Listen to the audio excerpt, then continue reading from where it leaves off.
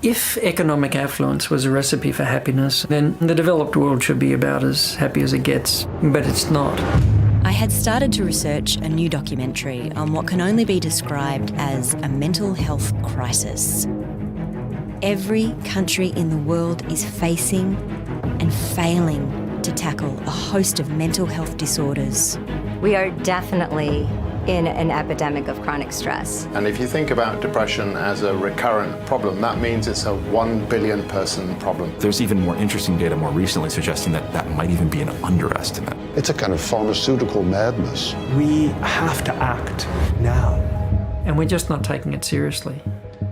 When I looked for a widely accepted, evidence-based recommendation for our mental health, the brain's equivalent of a 30-minute jog around the block, there was nothing.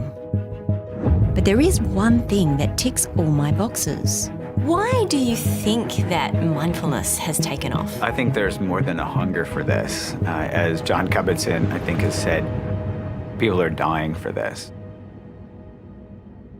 I'm going to do an experiment.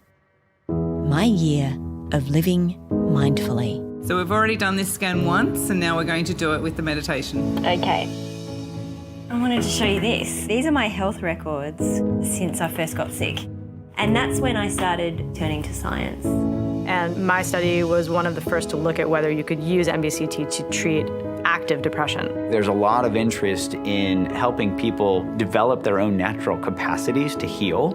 And if meditation can reduce inflammation, that's a really important finding. I am in one of the largest refugee camps in the world. I can't see how teaching people meditation is going to help. So basically, I left today going, hang on, why are we doing this again? My story isn't one of a miracle cure. I'm interested in learning to live with my life, whatever arrives in any day. It is the result of the training, not of coming from here and there, being a monk or not monk. This is irrelevant. The lessons in this really simple little thing are incredibly rich. And that's where the liberation comes in. That's where the insight arises. Now, out of the 17,300 or so genes that we looked at, there was something which came up.